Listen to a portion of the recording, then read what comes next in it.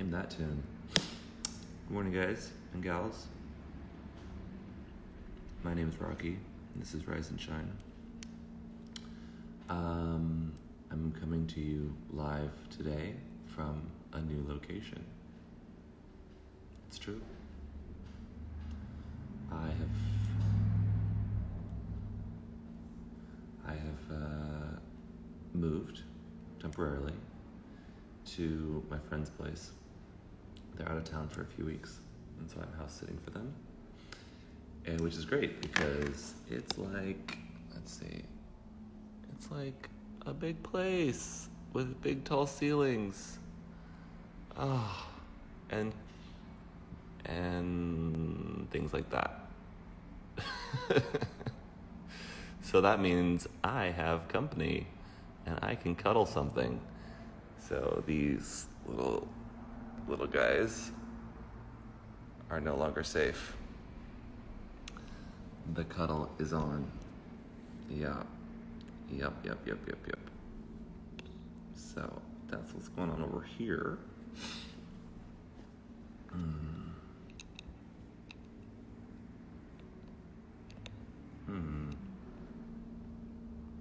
How's everyone feeling this morning?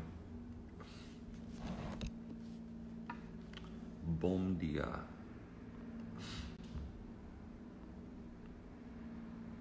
Having been doing a similar practice of discussion with cards and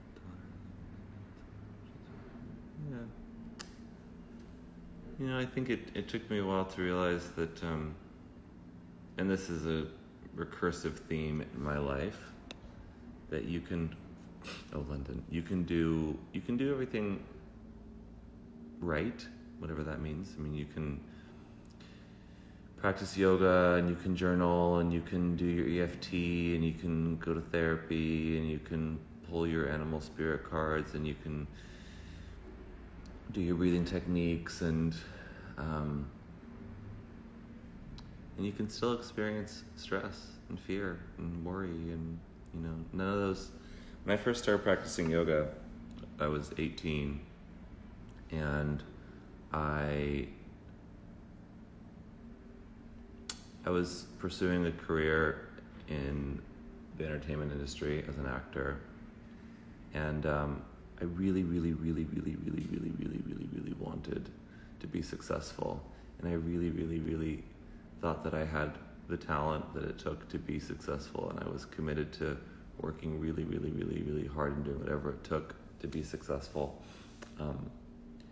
And I also knew that there were no guarantees, and that there was many other people kind of sort of like me that were pursuing the same thing, and everybody told me like it's going to be really hard, and it takes a stroke of luck, and then you read all these cautionary tales of people that start out like you and end up, let's just say, not achieving what it is they set out to achieve, or worse. And so I thought, well, there's got to be some way to leverage my luck, some way to align myself with the benevolent universe so that I can become one of the ones that receives the contents of his desire in easeful and satisfying ways.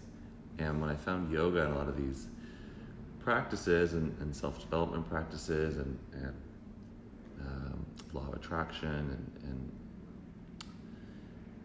different ways that we can align ourselves with our desire and with the universe, I thought, well, if I do all of these things, and if I do them every day, and if I do them just perfectly, and if I read all the right resources and information, and if I, in one way or another, like, if I be perfect,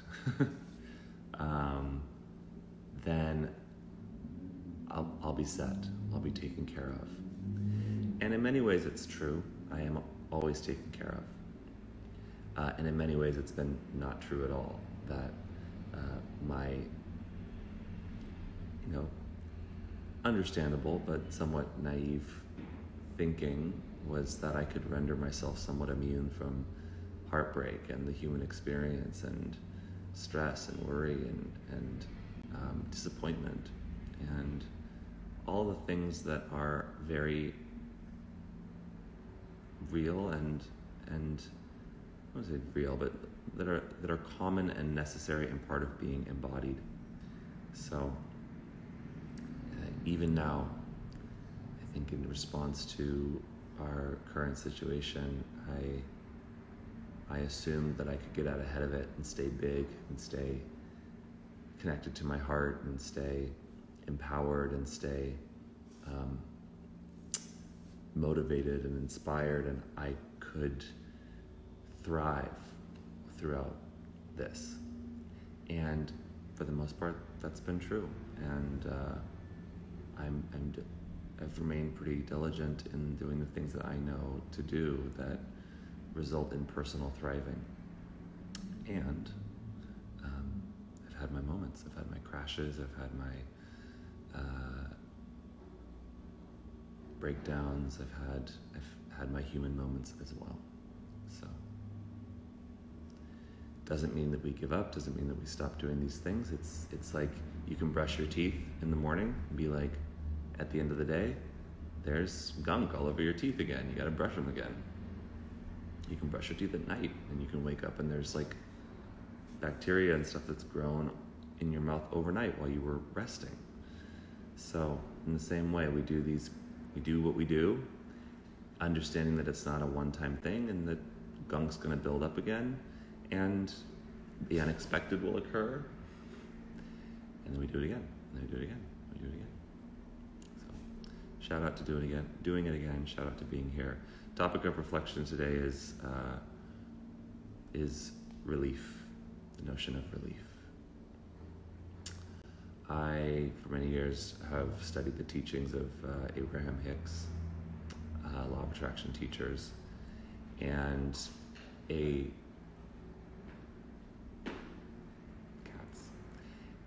common theme that is prevalent in their teaching is this notion of releasing resistance, and this idea that the things that you want, the things that life causes you to identify as an improved situation or an improved set of circumstances for you, exist on the other side of your relief, or exist as sort of a promise of greater satisfaction, fulfillment, and relief in your life. And if you want to move in the direction of those things, you have to move in the direction of their vibrational content, which, relative to where we are, almost always feels like an improved state of being. Many years ago, they gave the analogy that of a stream, a current that is flowing in a direction. And every time that life causes us to identify something new that we want, and let's be honest, the times that we're living in are pretty high, what they would call high contrast times. They're times where there's a lot of increased asking and desire and fervor and pain. And from pain, usually, when we're in pain, that's when we often really, really want to feel good. When we're sick, that's when we often really, really want to be healthy. When we're poor, that's when we, really, really crave abundance. So when we're isolated, that's when we start to really crave connection. So there's a lot of craving at the moment. There's a lot of desire. And the analogy that they gave is that desire causes your river, your current, to move faster and faster and faster and faster and faster, which can be a good thing if you know how to ride the wave. It can be a good thing if you remember that the things that you've said you want are downstream. It can be a good thing if you know how to let go and also know how to swim and also know how to avoid the obstacles, the boulders in that river. It can be a not so great thing if you believe that everything that you want is upstream and you're making your stream go faster downstream, because now you have more resistance and you're paddling really, really hard against the current of your own desire to get to where you think you want to be. Now, there's paradox in all of this. Of course, the idea that that you can just wish for it and then completely let go, and life will carry you to it, has its caveats. I've certainly experienced that. I've experienced having a desire, working really hard for it, and the moment I let go, the desire comes to me in some completely unexpected way that perhaps I was resisting, thinking it had to come in this certain way. And I think as a younger person, I thought that meant that I could be lazy, like I could just not do anything. I could just kind of chill and wait for life to come to me. And as I've grown and experienced more of life, I've learned that I actually don't want that. I like to participate in life. I like to do stuff. I like to experience life. I like to dig into a project. I like to work on something that is exciting and meaningful to me. And so going downstream doesn't mean just being passive. Going downstream means catching the waves of inspiration and kind of playing and romping and exploring as you move in the direction of your desire, and also learning how to let go. So one of the recommended practices that they suggest is to continuously be in a place of reaching for what feels like relief. So when we're paddling upstream and bucking the current, relief is the emotion, is the vibe that indicates that we've released the thing that is causing us to kind of point in the opposite direction, and now the energy is able to start to flow. And a lot of our practices purposefully put resistance in our path so that we can purposefully let it go, right? It's like if I want to relax every muscle in my body, it might be useful to first squeeze every muscle in my body, and then I can let it go. Right? If I purposefully resist, then I can purposefully release. Many of our pranayama practices follow the same principle. We might have patterns of breathing where the way that we're breathing habitually is, let's just say, hindered in some way, or there's patterns of resistance in our breathing. So we might choose to put resistance in our throat, or put resistance through one side of our nose or the other, and disrupt the pattern, so that when we let go of the pranayama practice, our breath can be more liberated. Same thing is true of the asana practice, right? We put ourselves in these poses, and then we engage, and we hold, and we stabilize, and we turn things on, and we ignite. Sometimes we get kind of rigid in these shapes, so that when we let it go, we can find the relief. So, one of my friends, Sarah Gerard, I've heard her call this clarity through contrast, meaning sometimes we have to consciously do the opposite of something to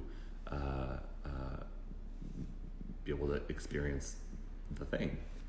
So relief is the topic for the day, and I'm forgetting the exact words I put in my story, but what I will encourage us to reflect on, and we can take a little bit of time to write, is what, from where you stand right now, or where you sit, or where you lie if you're in bed, what feels like relief to you?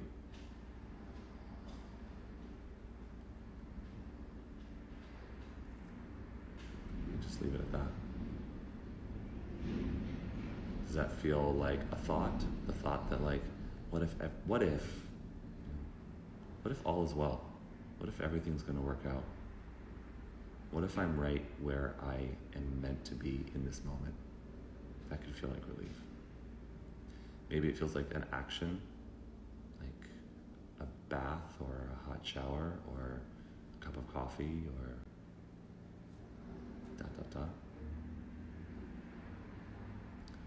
Maybe it feels like letting something go.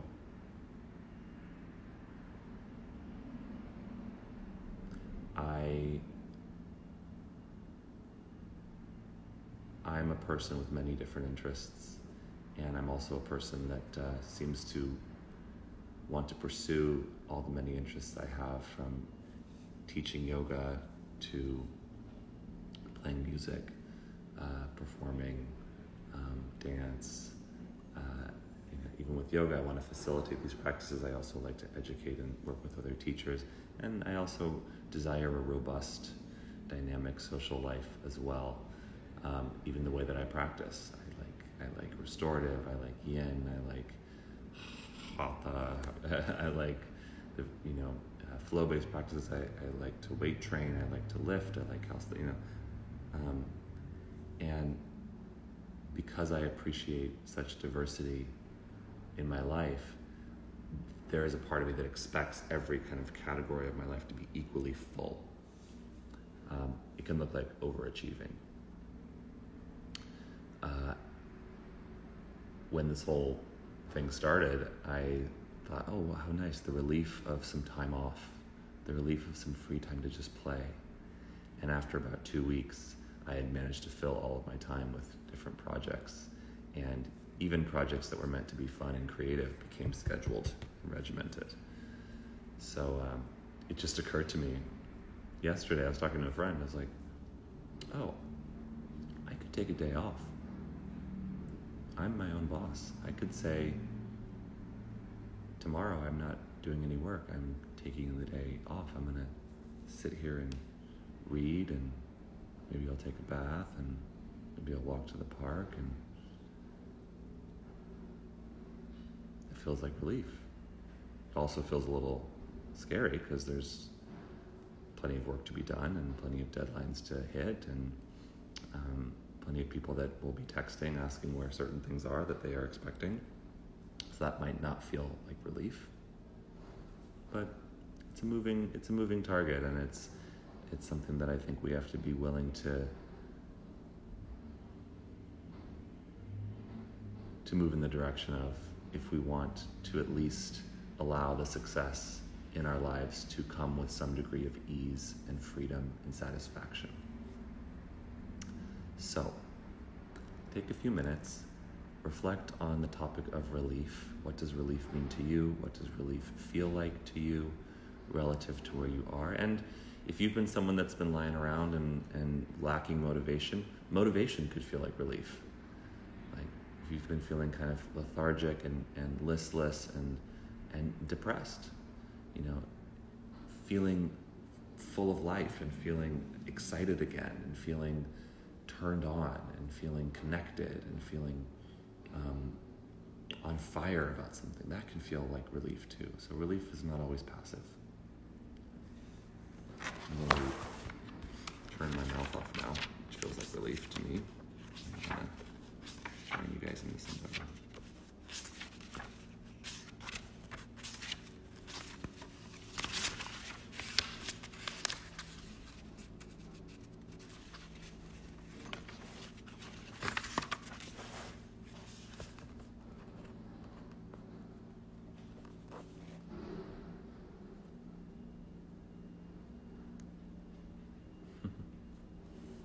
Shout out to all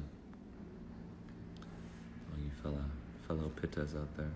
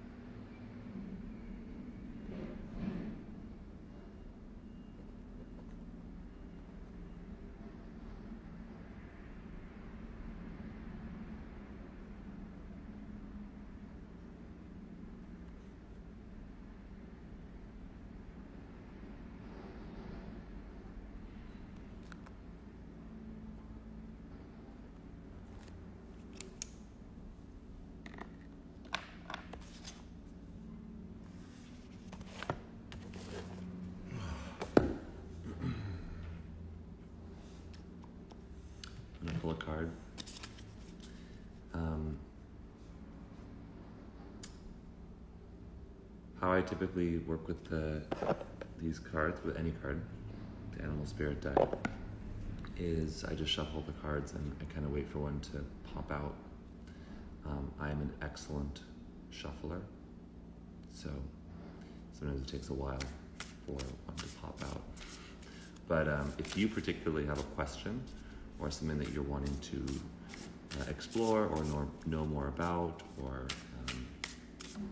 even if you just want to kind of add your intention through the airwaves here, feel free to kind of ask your personal question, and hopefully the singular card that flies out here will be one that can apply in some way to all of us that are tuning in from around the world.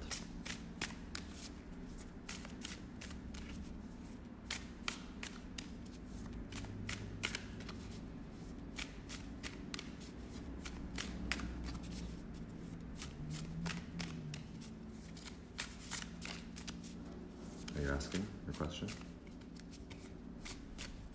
I usually just ask them.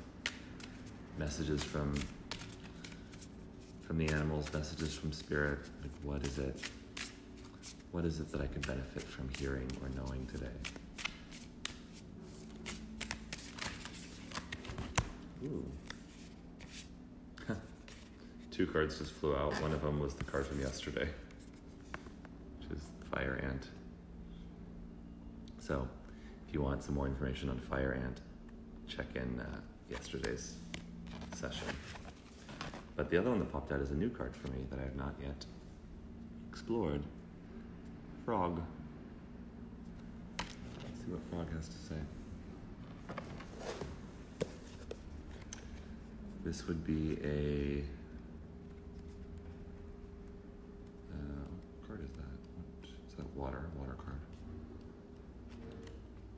I'll read you a bit about water. So water... Water are the creatures of the oceans, rivers, and lakes. The creatures of the water element represent our emotional world and our ability to express.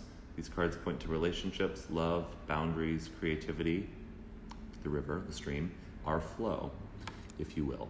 We will. Water creatures often are drawn to the arts as they have a natural inclination towards beauty and depth. Several water cards indicate an outpouring of creativity or emotion. This can be wonderful, joyful, even romantic. However, when water spills and makes a mess, disappointment and tears, which are made of water, are sure to follow. Ideally, a healthy stream of communication flows through our lives. Not too much water, not too little.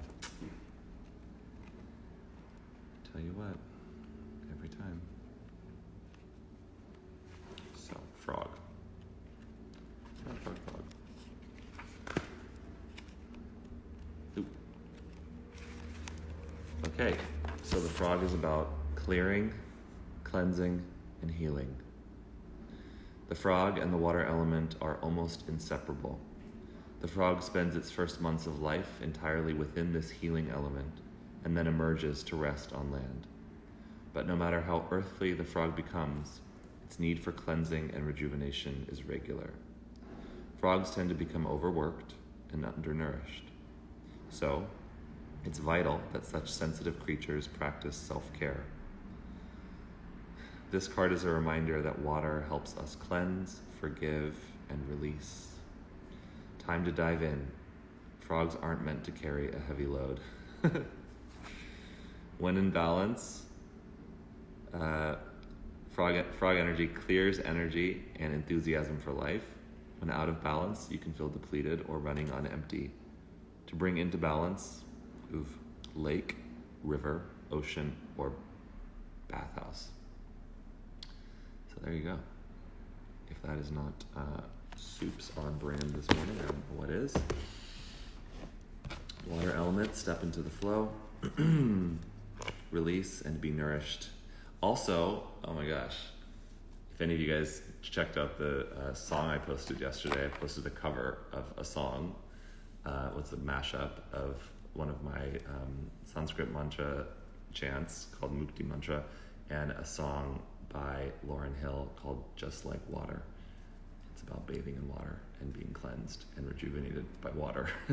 So I changed the, oh my God. I changed the lyrics of the chorus to another chant, Om Namah Shivaya, but I would highly recommend also check out my cover and also check out the Lauryn Hill song, because it's beautiful. And she sings, "It's just like the water. I haven't felt this way in years." Maybe I'll sing it for you at the end here. This time. Let's do a brief meditation. Oh, thank you. And then we'll move a little bit. And then maybe I'll sing to you live. I'll do it right here.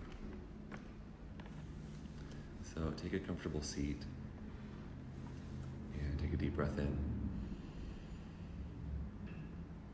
Open your mouth and breathe out. Inhale.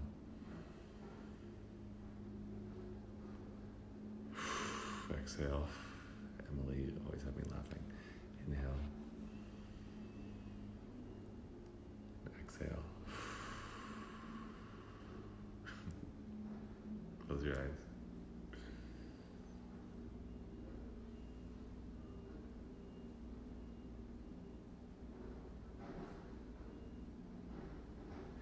So imagine that the room that you're sitting in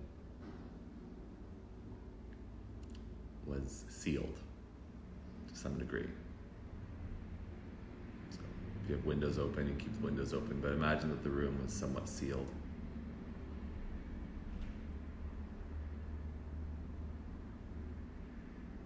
And just like you to imagine that the room that you're in begin to experience a very curious, odd, and somehow soothing rainfall of water. Water that was perfectly temperatured, not too cold, not too hot, but soothing to the touch. And as rain starts to fall into your room, into your space begins to fill with water.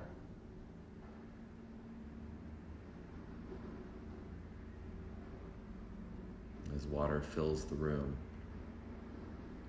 it splashes around on the floor. If your feet are on the floor, your feet begin to be touched by the water.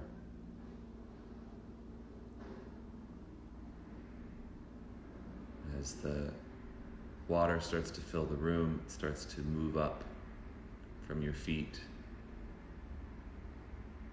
to your ankles,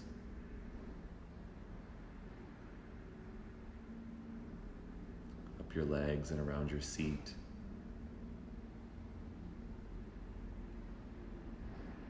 While under other circumstances, a room slowly filling with water may provide some anxiety. This is the kind of water that cleanses the spirit, that soothes the soul. And just a side note, you can breathe in this water, so all good. So as that water moves up your legs and up around your sitting bones, as the room starts to fill, the water levels rise, you can let all those areas of your body that touch the water just soften.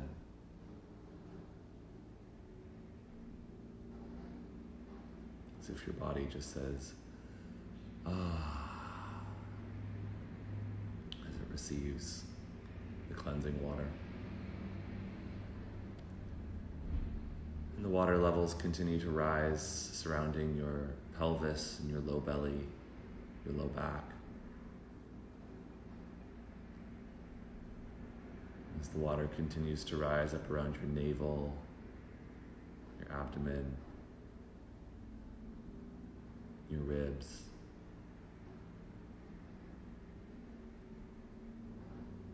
Likewise, your arms, hands, wrists, forearms, elbows. Submerge in this cleansing water.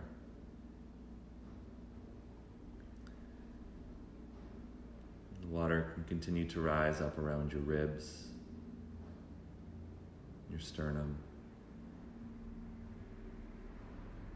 around your shoulder blades and your upper arms.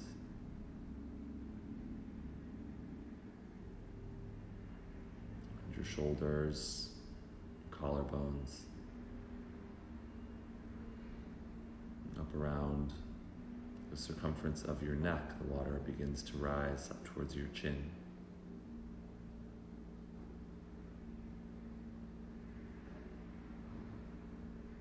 As you are submerged in this water, the water starts to render you more buoyant, and almost like the water is helping you float a little.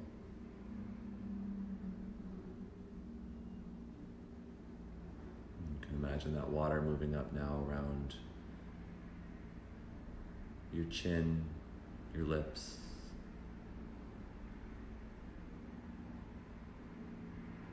your nose, your cheeks, your ears,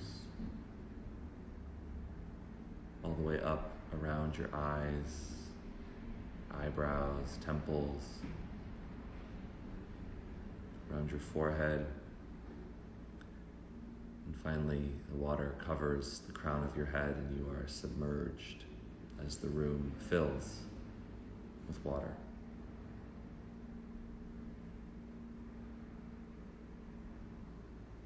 And if you so chose, if you desired, you could swim around the room, almost like you were flying through the room, flying through the water.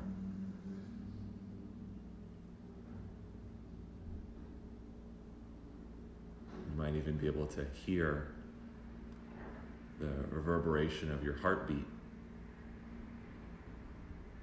pumping through the water.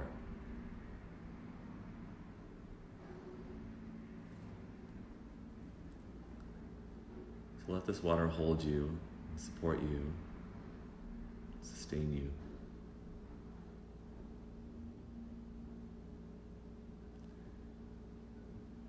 I'd like you to imagine that on the other side of the door, the window of the room that you're in, is something that you desire. Could be a feeling, could be a person, could be a circumstance, a goal, could just be relief.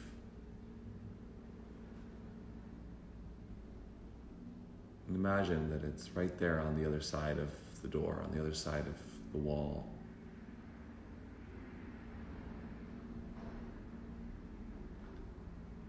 And as we contain ourselves in this water-filled room, in a moment we'll open the door and the water will rush in the direction of that desire. When that occurs, the momentum of the water will carry you gracefully, comfortably, wonderfully, right into the arms of your desire. Sweet relief.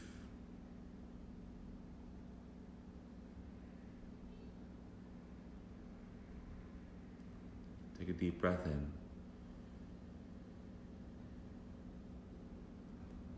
And as you exhale, let that door open and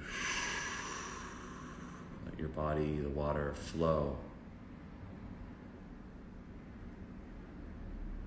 right into the heart, the center of relief, of satisfaction, the contents of your heart's desire.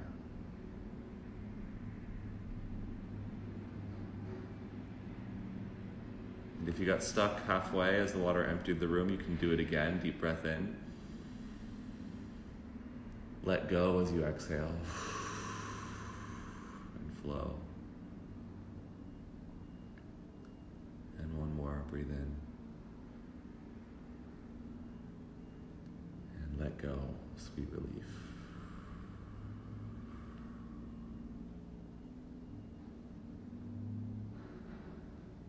Let yourself be filled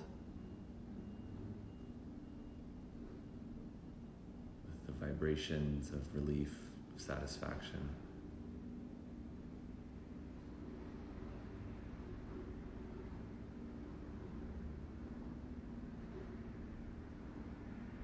The song says, it's just like the water. I ain't felt this way in years.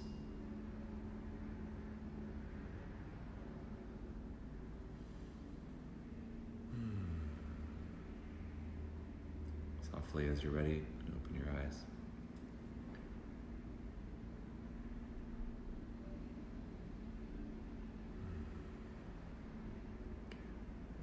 Hopefully that felt like some degree of relief.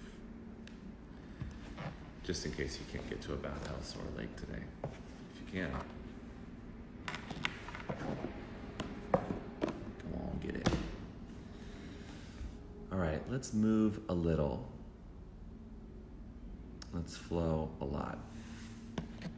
How about that?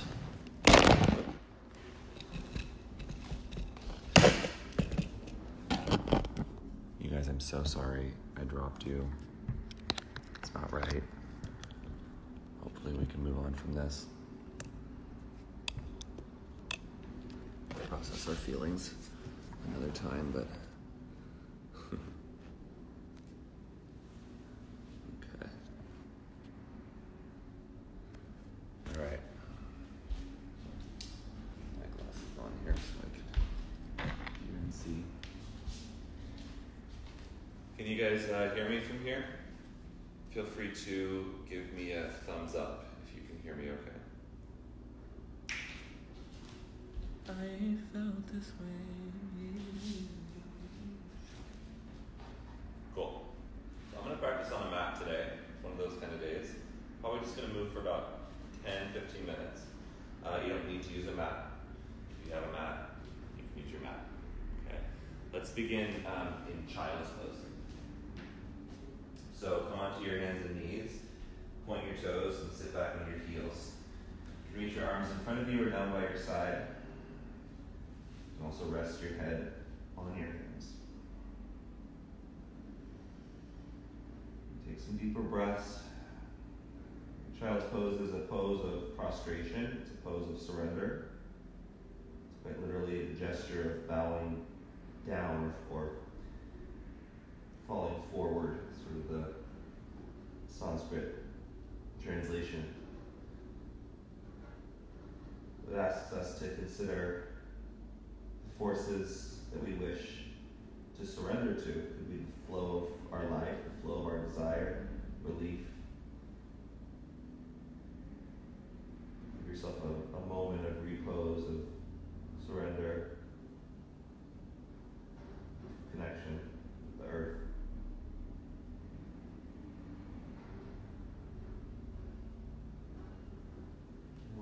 Walk your arms out in front of you. We'll do some spinal movements here to awaken. So, from this position, I want you to inhale, push into your hands, press your hips back. And as you exhale, push down with your feet, round your spine, and come up into a cat pose. Then inhale, come into cow pose, extend your spine, pull your hips back, this time looking forward. And exhale, push with your arms round your spine and lift your hips. Okay, so you can pick up the pace and find the flow. So the inhale is an arched spine, exhale is a rounded spine. Sometimes when I do this, I like to bend my elbows as I inhale and lift my elbows as I exhale. So there's no way to get this wrong. Just going to churn through the waters of your spine. And then we're going to add in the movement. So as you exhale, I want you to pull your right knee towards your right shoulder. Inhale, bring your knee back. Exhale, pull your left knee to your left shoulder. Inhale, come back. So a push and a tuck. Gathering of energy. And we're going to add on to this movement. So now as you bring your knee to your shoulder, go ahead and step your foot outside of your hand. So you're in this lunge. And then move your hips down, pull your chest forward, look forward, and we'll flow through this a bit. So inhale, bring your right shin back. Exhale, step your left foot forward, pause for a moment on the side, just sort of anchor in this position. And then take your knee back, side to side. Exhale, right foot, your right hand can lift. If that gives you a bit more space to step. Left foot. Right foot. Left foot. This time when your right foot steps, pause. And then press your right knee and shoulder into each other. It's going to turn away from you. Hopefully you can still hear. And on an inhale, you'll peel your left arm up towards the ceiling. And exhale, put it back down. With your breath. Inhale, lift up. Exhale, set it down. Inhale, up. Exhale, down. Keep going on your own if you want. When you set your arm down, you can also thread it underneath your right leg. You can go in any direction. You can reach kind of forward, you can circle your arm. Let this be fluid.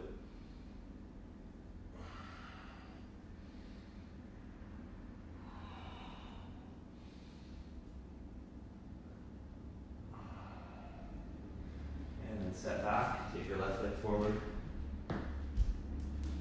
Press your left knee and arm together. Stretch your right arm up and down. Either hand up, hand to the floor, or you can thread.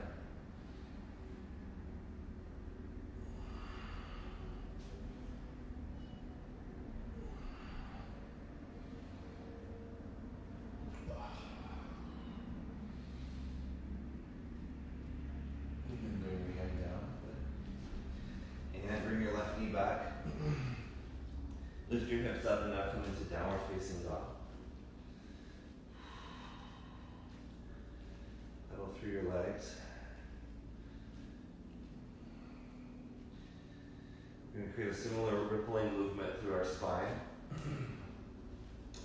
So you'll push with your hands, take your chest back, and kind of look forward. Bend your knees like you were going to pounce. And then on your exhalation, lift your heels, tuck your tailbone around your spine, and come forward into a plank pose. Then bend your knees, pull your hips back, pull your chest forward, like you're gonna pounce, and then tuck and round forward. So bend, pull back, lift, and roll. Okay, we're gonna add in the legs. Like before, as you roll forward, pull your right knee to your right shoulder, and then go back. Left knee, left shoulder, go back. Right knee, right shoulder. You can also do this on your knees still. Okay, then this time, step your right foot outside of your right hand as before. And so you're in this crouching position. Lift up onto your fingertips. Take your chest forward. Now, as you inhale, we're going to twist. Take your right arm up this time.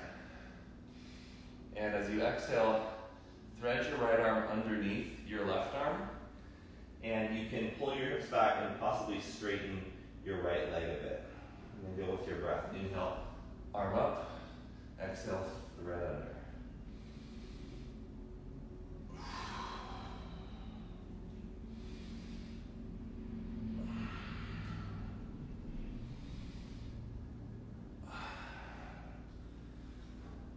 Right hand down, step back to down dog.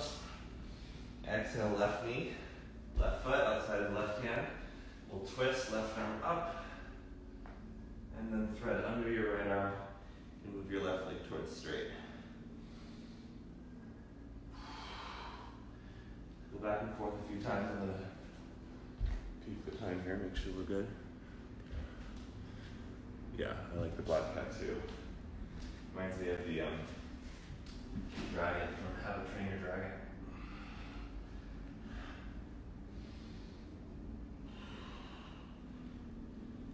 Okay. Left hand down. Step Okay. Let's go right leg again. Breathe in. Exhale, right knee, right shoulder step outside of your right hand. Now this time, you're going to bring your left knee slightly forward into the floor. Point your left foot, and then we're going to crouch down and sit on your left heel, like this. Make sense? Do some spinal movements now, open chain through your spine and your arms. So reach your arms up towards the ceiling. And as you exhale, reach your arms forward and roll back. You might even sit to the floor behind your left heel. Then imagine you were pulling something. Pull to lift your chest up. Lift your spine up. Exhale, reach forward. As you pull, you might lift up onto your left shin. Lean forward. Exhale, roll back. And if you're unclear, you can watch for a moment. If you find yourself wanting to move it any other way, feel free.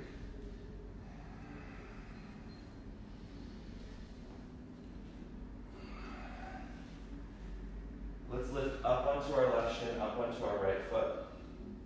Here we are in this position. And then press down into your right heel. As you push down, you're going to lean forward, lift your back leg up, lift your left knee up, squeeze, stand tall, and then bring your shin back down and sit down behind your left heel. Again, lean forward, push down to your right heel, come up, and then come down. If other little movements awaken for you, you can come up and like circle your hip around, do some of those hip rotations that we practice. Wake yourself up. Now next time, you'll come up, step your left leg back, and come into like a high lunge, like a warrior one.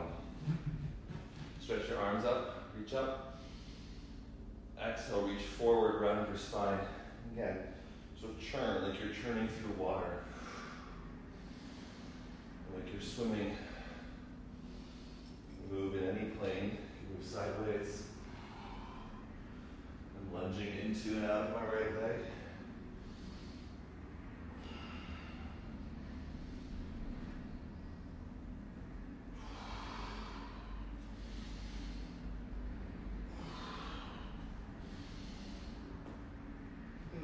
Bring your hands down. Step back to down dog. Step your left foot forward. You're going to hop your right shin forward, point your foot, sit back on your right heel. We're in this half squat position. Arms can go up as you reach forward and round your spine, then sit down behind your heel. You can also reach forward and pull yourself back up. So play with shifting weight forward and back. Even lift your left heel up. Stretch your feet a little. If you find yourself inspired to move in some other ways too, don't let me stop you, giving you some freedom here to explore. Not that you need me to do that. Begin to explore shifting from your seat into your kneeling position all the way up to a standing position.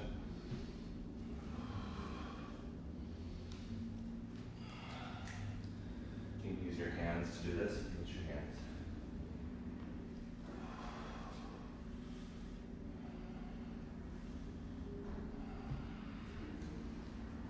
Next time you come up,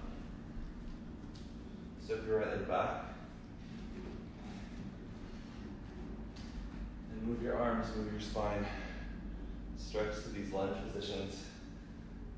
See if you can find some fluidity to your movement.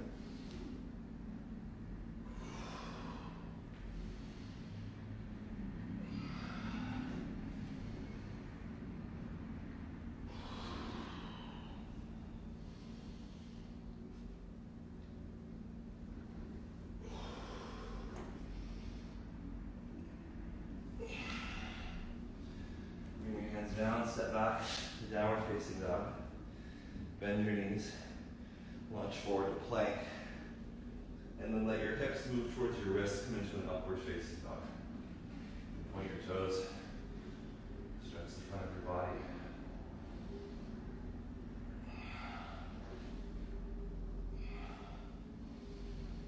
And then go back to child's pose where we started.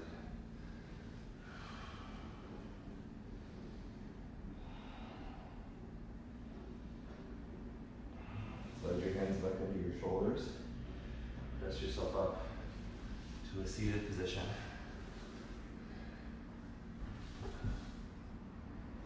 Let's do one last thing. Grab a cat if you have a cat. So we're going to do just a little stretch for the front of your body. So widen your knees and shift your hips up and over to the left, and then pick up your right leg. Straighten your right leg. Turn your thigh up and set your leg down. Okay. You'll take your left arm, reach it back behind you. Right arm reaches out to the right. And then scan your right arm along the horizon. Take it across your body. Lift your hips up and stretch from your right foot through your right fingertips. And bring your hips back down. You can scan over to the right, twist and fold over your right leg. So that with a little bit more fluidity. Scan to the left, lift up, scan to the right, and fold. One more.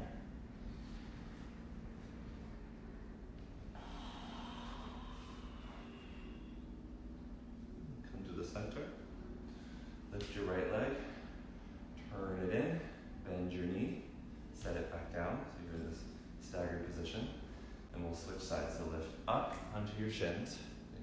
Take your feet over to the left and sit down. Okay. Lift your left leg up. Straighten your leg, externally rotate, set your foot down.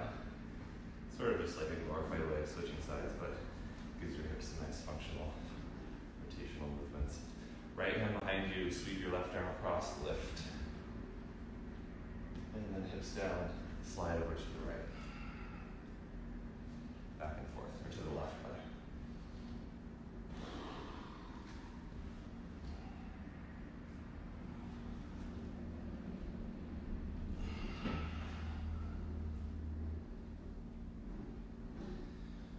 Come on up. Cross both of your legs in front of you. Inhale, stretch your arms up. Exhale, fold forward over both hips. Slide your fingers back, reach up. Switch the cross of your legs. Fold forward.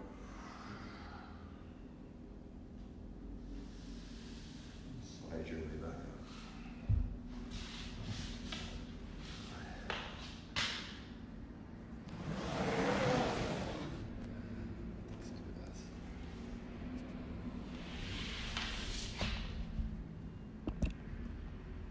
So, feel free to continue your movement exploration, any of these practices.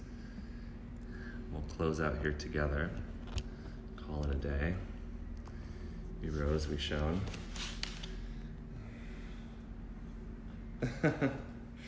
Yeah, I would beg to differ. Sometimes it just takes teaching something to like gather the inspiration to be more graceful. I should watch when I practice by myself. All right, take a deep breath in. Let it go. Bring your hands together in front of your heart. Let's take one collective sound of Om. And again, let's let all of our practices, including the Om, be one of sort of the releasing of the floodgates, right? Yes, that swan elegant power, right? Let's allow the Om to move us in that direction of relief. Inhale.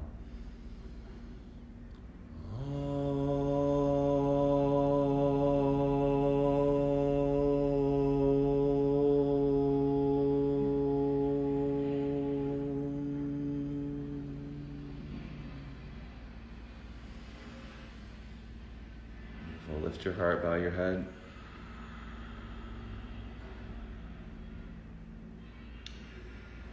And Thank yourself for taking the time. As always, I thank you for taking the time and for starting your day, spending your day, part of your day with me. Peace.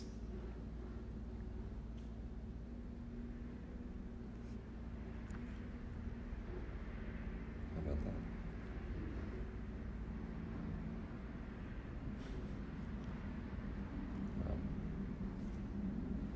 We have a new feature, new creature feature for Rise and Shine. Look at this ding dong. Look at this little ding dong. Oh. All right, guys. Let's see. Tomorrow's the weekend. I'll see you back on Monday. Stay tuned. We might change up some formatting of this. Who knows? I'm letting these sessions be a bit more organic these days, which feels like relief to me. Maybe we'll do evening sessions. Maybe who knows? So I'll continue to let it be known. Yesterday, we opened up registration for my sequencing course on Yoga International. That'll be happening the weekend of May 15th through May 17th. Smart and creative sequencing for yoga nerds. So if you're wanting to dive kind of back into your yoga studies, those of you that teach, I'm really looking forward to that weekend in particular. We're going to look at a lot of different dynamic approaches to crafting movement experiences for yourself and for your students. So go to Yoga International to learn more about that. There's a discount currently available. Check out the cover I posted yesterday if you want some sweet water-inspired lyrics to provide the soundtrack for your day. And hope you guys have a really wonderful, relief-filled weekend. Lots of love. Peace.